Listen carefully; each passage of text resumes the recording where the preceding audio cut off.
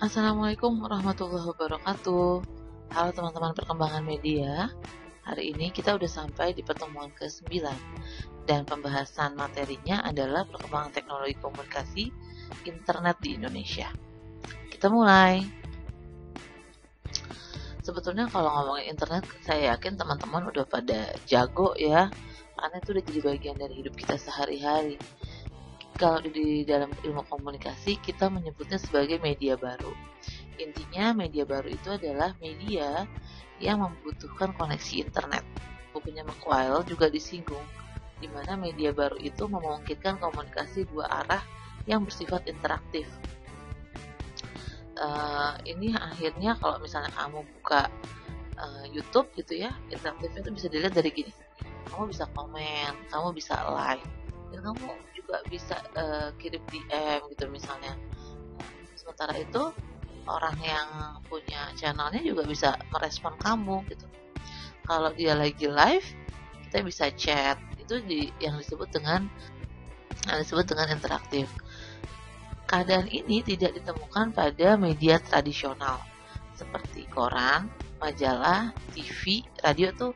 Radio mungkin masih bisa ada interaktifnya ya. Tapi kalau TV juga tertunda gitu ya, apalagi koran. Nah, itulah maksudnya komunikasi dua arah yang interaktif.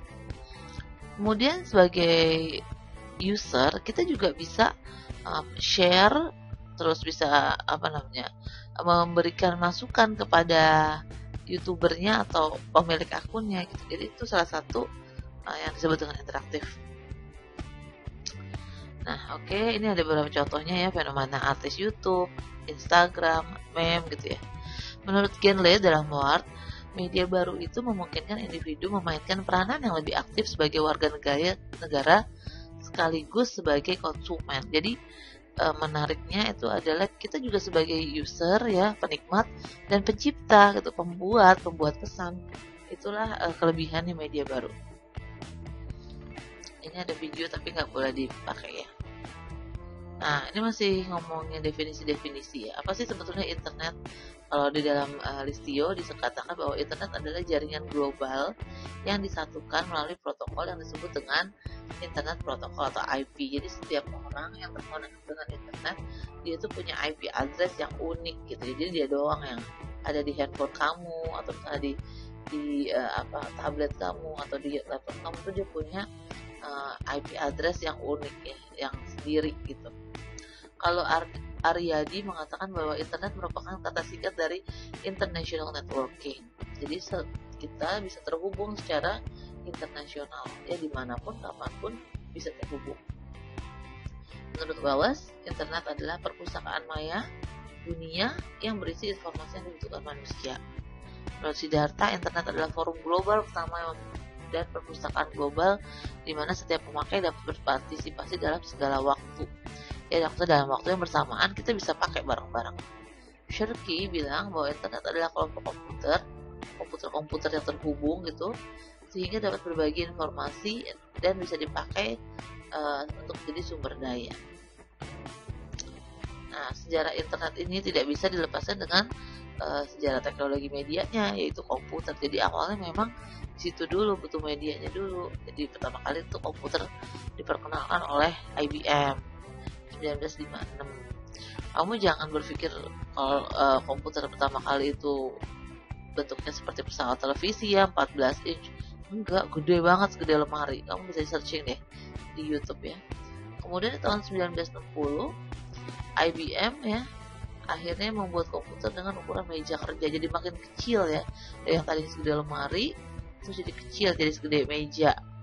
Nah, 72 sampai 74 Xerox Corporation, Xerox ya perusahaan yang kita kenal sebagai mesin fotokopi, dia mengeluarkan Alto, komputer yang ukurannya yang seperti kita lihat sekarang, 14 inch, 10 inch gitu ya. Tahun 70 lahirlah The Altair. Nah, ini kolaborasi Bill Gates, Steve Jobs, dan Stephen Wozniak. Nah, ini Steve Jobs sudah meninggal, tinggal Bill Gates ya, sama Stephen Wozniak. Dia membuat komputer, juga ada mouse-nya. Sebetulnya pencetus mouse itu juga ada orang lain ya, ini karena ada di perusahaannya dia aja gitu. Nanti kamu bisa cari tuh, menarik sekali filmnya, saya pernah nonton tuh, filmnya bagus banget. Tahun 1974 komputer pertama kali digunakan oleh masyarakat negara maju untuk main game. Awalnya main game ini tahun 74. 77 lahirlah Apple. 1984 Macintosh. Ya, jadi tahun itu ya, komputer dengan resolusi tinggi. Jadi saya ingat banget sekitar tahun 2000-an, 90-an sampai tahun 2000-an, kalau mau percetakan setting ya, buat nge-setting misalnya koran, layout gitu ya, itu harus pakai Macintosh zaman dulu. Macintosh tuh Apple ya, keluarannya Apple, karena fiturnya itu lengkap gitu buat setting layout, kemudian dia itu dari resolusi tinggi. 1988 komputer dimulai dengan CD-ROM ya, dilengkapi dengan CD-ROM, jadi orang nggak bisa cuman nggak main game doang atau kerja, tapi juga bisa dengerin musik atau nonton video. 1986 ada ARPANET, cikal bakal internet. Jadi sampai tahun 80-an ini belum masuk internet, masih dibikin gitu ya.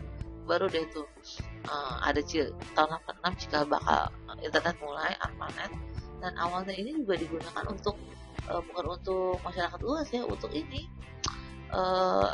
kebutuhan agen rahasia gitu, intelijen. Nah, tahun 1991 keluarlah HTML, Hypertext Markup Language, bahasa internet, bahasa pemrograman ya, diperkenalkan kepada dunia. World Wide Web mulai populer. Oke, tahun 1990 internet masuk ke Indonesia, dikenal dengan istilah paguyuban network. Kemudian tahun 92 hingga 94 ada beberapa orang-orang yang tergabung ya, akhirnya mengembangkan itu. Kebetulan saya pernah wawancara dengan Bapak Ono Purbo nih. Beliau adalah salah satu dosen IT di ITB ya. Tahun 97 sampai 2000 Indonesia menjamur bisnis warnet. Nah, ini saya ada di tahun ini nih, zaman kuliah saya tuh bener-bener yang tadinya warnet itu 1 jamnya 7.000 bisa jadi 3.000. Jadi kalau udah malam tuh 3.000 ya. Jadi orang tuh kalau pakai warnet, pakai internet di warnet nyawanya tuh nggak 1 jam, tapi misalnya di booking dari maghrib sampai pagi gitu. Wah, menjamur sekali bisnis ini. Dari penelitian mengenai Indonesia, ada penelitian yang lain, ada beberapa hal ya yang dapat disimpulkan. Antar warnet bergabung menjadi satu jaringan untuk menekan biaya bandwidth internetnya. Ya, waktu itu yang paling digemari adalah chatting. Chatting. Jadi orang tuh namanya MIRC, nama program chattingnya. Jadi bisa kenalan sama orang di seluruh penjuru dunia gitu. Setelah itu apalagi ya, googling itu yang paling bikin email. Coba orang-orang kegiatan berinternet yang paling seru di tahun 2000-an tuh itu. Baru masuk tahun 2002 ya, 2003 itu chattingnya tuh berganti, tadinya MIRC jadi Yahoo Messenger. Nah, sekarang Yahoo Messenger udah nggak dipakai lagi, orang udah lebih suka pakai WhatsApp. Jadi itu perkembangan chattingan gitu ya. Pengguna warnet sebagian besar merupakan orang muda. Lingkungan yang menjadi tempat pertumbuhan warnet biasanya berdekatan dengan fasilitas pendidikan, taman rekreasi kayak kampus-kampus, kos-kosan, itu biasanya dari warnet. Nah, sekarang internet sebagai media baru, kita masuk lagi kepada media baru. Internet menyediakan segala macam bentuk informasi kepada manusia. Menurut Everett and Rogers, teknologi komunikasi merupakan perangkat keras. Dalam struktur organisasi, ada nilai-nilai sosial yang memungkinkan individu mengumpulkan, proses, dan saling tukar informasi. Ya, jadi gini teman-teman, teknologi itu sebetulnya bertujuan untuk membantu manusia dalam meringankan pekerjaannya, tugas-tugasnya. Tapi pada kenyataannya, kalau kita ilmunya nggak cukup untuk menggunakan teknologi, bukannya terbantu malah nyusahin. Ya misalnya orang main media sosial, ya, tadinya buat senang-senang, harusnya berjaringan, membentuk jaringan, berteman, silaturahim, tapi banyak juga yang terjerumus, misalnya jadinya jadi selingkuh lah, jadi perceraian lah, jadi apalah, perdagangan yang nggak bener lah. Nah, itu salah satu bentuk teknologi yang nggak disertai dengan ilmu ketika digunakan oleh manusia. Jadi yang paling penting adalah tahu dulu ilmunya. Nah ya, kita lagi belajar ini nih. Teknologi komunikasi berkaitan dengan perangkat keras dan alat. Jadi ada softwarenya, ada hardwarenya. Dan ini juga akan memunculkan struktur yang baru. Struktur apa? Ekonomi, sosial, dan politik. Tadinya kita nggak tahu tuh yang namanya e-marketing dengan menggunakan aplikasi gitu ya. Tapi setelah itu masuk, berubah semua kehidupan kita. Belanjanya dari rumah. Dan belanjanya dari rumah akhirnya memunculkan sektor-sektor yang baru. Ada Gojek, GoSend, dan segala macam yang kurir online. Jadi ada namanya impact yang lain. Teknologi komunikasi membawa nilai-nilai tertentu dari struktur di atas. Ya, ada nilai-nilai yang lain. Tadinya orang nggak membahas masalah rumah tangga di media sosial, tapi sekarang banyak banget yang curhat media sosial. Tadinya orang itu malu joget-joget ya, tapi sekarang wanita berhijab pun atau siapapun ya, mak-mak dari kalangan manapun joget-joget. Jadi begitu ya teman-teman. Jadi ada perubahan struktur, ada perubahan perilaku gitu, ada perubahan kebiasaan. Yang terakhir, komunikasi berhubungan dengan perangkat keras di bidang komunikasi.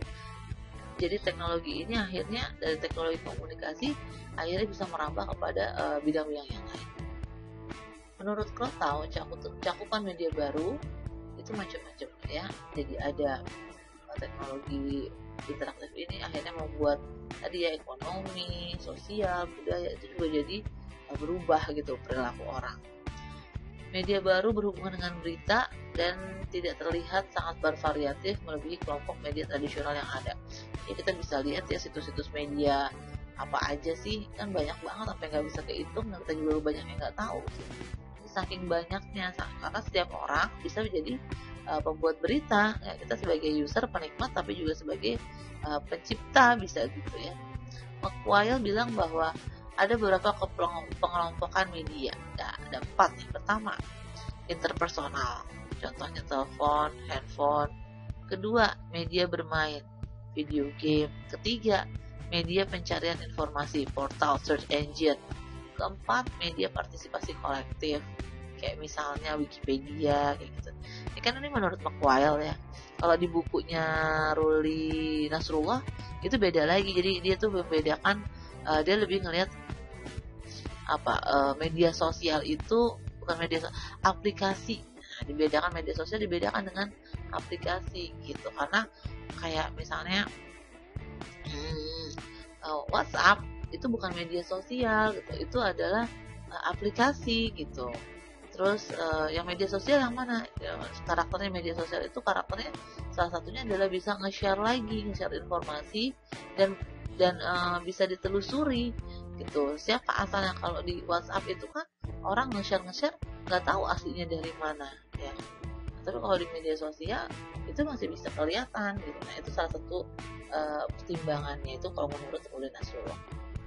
Nanti kita akan bahas media sosial di pertemuan yang lain ya, yang lebih detail. Nah, ini ada beberapa perbedaan antara new news media, new non-news media, dan traditional news media. Jadi yang baru di media berita, bukan media berita, dan tradisional media. Yang baru itu ada komputer, satelit, dan macam-macam ya. Ini juga direct mail, ini kan karena bukan media massa ya, bukan media buat mengirim berita, jadi direct mail, email, ini tuh belum masuk ini ya, VR gitu, augmented media ini belum masuk nih, karena masih tahun 95. Sekarang udah makin berubah lagi. Nah, sekarang kita mau lihat media akses Gen Z. Saya ada buku ya, bahwa menurut buku itu sekarang nih bukan Gen Z lagi gitu, bukannya gen milenial, tapi generasi P namanya. P ya, kamu menarik sekali. Generasi P itu yang kayak gimana gitu. Katanya generasi milenial tuh yang modern, belum tentu modern iya, tapi siapa yang bisa menjelaskan lagu-lagu campur sari begitu digemari oleh masyarakat, oleh anak-anak zaman sekarang. Terus mungkin dari sisi religiusitas ya, itu juga banyak loh generasi muda yang sangat religius gitu. Bahkan karena di penelitian sebelumnya itu nggak kelihatan, nggak dilihat bahwa perkembangan teknologi bikin orang jadi lupa. Nah, itu tadinya begitu, tapi ternyata di generasi sekarang nggak kayak begitu. Jadi makanya ada penelitian namanya generasi P. Oke, teknologi media baru. Ini masih menurut Dennis McQuail. Dia bilang ada simpulannya. Pertama, power and equality. Jadi menimbulkan kekuatan dan ketidakseimbangan. Ada orang yang berkuasa, orang yang punya power, dia menguasai informasi, dia akan menguasai masyarakat. Sementara sebaliknya, kalau nggak punya power, nggak punya dana buat beli gawai, ya dia akan terpinggirkan gitu. Jadi akhirnya akan membentuk kesenjangan, yang kaya makin kaya, yang kurang makin kurang. Kedua, social integrations and identity. Jadi identitasnya akan hilang gitu, melebur. Tapi menarik ya, maksud saya begini, yang tadi saya bilang bahwa ternyata kenyataannya sekarang tahun 2000-an dari McQuail, di tahun 2021, kenyataannya orang suka sama hal-hal yang berbau budaya gitu. Jadi kayak di Korea gitu, yang kita pikir dia itu negara yang udah maju banget, tapi ternyata banyak remaja yang kalau jalan-jalan di jalanan gitu pakai hanbok gitu. Itu teman-teman yang free Korea pada lucu ya, nyobain. Jadi jalan-jalan pakai hanbok. Jadi nggak, ya ada yang berubah identitasnya, tapi juga ada yang makin terus solid gitu. Tiga, perubahan sosial. Ya tentu aja ya terjadi perubahan sosial. Tadi saya ceritain itu ada perubahan-perubahan di berbagai sektor. Kita lihat ya perilaku pengguna internet di Indonesia. Ini ada 262 juta ya. Kemudian kalau yang pakai mobile handphone subscription itu ada 355 juta. Kan artinya apa? Satu orang bisa punya 2 atau 3 gawai kan. Ini angkanya lebih banyak daripada jumlah usernya. Artinya dia bisa punya 2 atau ada yang punya 3. Internet usernya 150 juta. Aktif sosial medianya 150 juta. Jadi kemungkinan yang pakai internet juga aktif di media sosial. Mobile sosial media user 130. Bisa jadi ini yang kayak yang aplikasi tadi ya, kayak WhatsApp, Line, segala macam. Kita lanjut ya. Penggunaan hari-hari internet 8 jam 36 menit. Setiap hari kita menggunakan internet sebanyak 8 jam 36 menit. Karena kita nggak selalu pegang handphone buat pakai kan. Saat makan, saat tidur tuh enggak. Kemudian average daily time spent using social media. Rata-rata menggunakan sosial media 3 jam 24 menit. Terus rata-rata menggunakan untuk broadcast streaming video 2 jam. Kayaknya selama pandemi ini agak naik ya. Kita nonton video aja udah broadcast ada di Kobusier aja udah 1 jam, belum yang lain-lain ya. Jadi ini kayaknya selama pandemi bisa jadi ini naik. Average daily time spent listening to this music. Jadi musik lebih rendah daripada nonton ya. Ini risetnya ya dari Source Global Index. Oke, nah saya mau cerita sedikit tentang fakta tentang 5G. Ini sebetulnya kan udah disinggung juga di TV ya, kenapa akhirnya TV Indonesia itu beralih pada TV digital. Nah, sedikit aja mau bahas tentang apa sih yang membuat orang-orang beralih pada atau harus mengganti ya migrasi ke 5G. Pertama, itu salah satu alasannya kenapa TV analog dihapuskan, karena pita frekuensi TV analog akan digunakan untuk 5G. Jadi ada yang di switch gitu, dimana teknologi 5G itu menggunakan frekuensi radio. Jadi ini sudah mulai diperkenalkan secara umum pada tanggal 27 Mei 2021. Tapi siaran percobaannya sebetulnya udah dilakukan pada Asian Games 2018. Apalagi jadi ukuran chip. Jadi kalau saya baca di review-review orang, sebetulnya kalau mau full dengan 5G berarti kita harus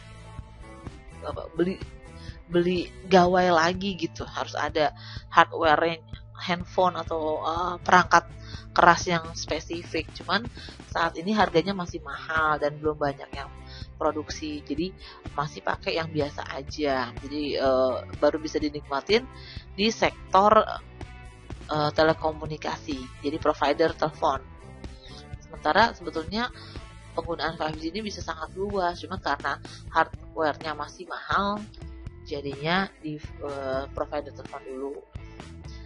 Nah, terus bisa digunakan kalau misalnya provider telepon yang wilayahnya di Jabodetabek, Bandung, Batam, Balikpapan, Makassar, Surabaya, Surakarta, dan Pasar Medan. Biasanya ada Palembang, tapi di Palembang nggak masuk ya. Spektrum yang digunakan adalah 2,3 GHz ya. Ini frekuensi radio. Udah ada 3 provider, Telkomsel, XL, dan Indosat. Kecepatannya, jadi kelebihannya adalah kecepatannya. Kecepatan internet yang bisa 16-20 kali dari 4G. Jadi artinya kalau nonton bisa aja udah nggak lag ya buat orang yang main game segala macam, ini lebih smooth mungkin. Nah, kemudian memungkinkan VR, virtual reality, augmented reality, bisa juga dengan kendaraan remote control dan macam-macam ya. Jadi dengan adanya 5G ini banyak sebetulnya yang bisa dimanfaatkan. Gitu. Ini tentunya akan merubah lagi nih perilaku orang nih, kalau misalnya ini udah diterapkan benar-benar, orang akan berubah lagi. Tapi kita juga belum tahu seberapa jauh perubahannya kalau di Indonesia. Oke teman-teman, sampai di situ dulu perjumpaan kita. Terima kasih atas perhatiannya, semoga bermanfaat. Salam sehat selalu. Assalamualaikum warahmatullahi wabarakatuh.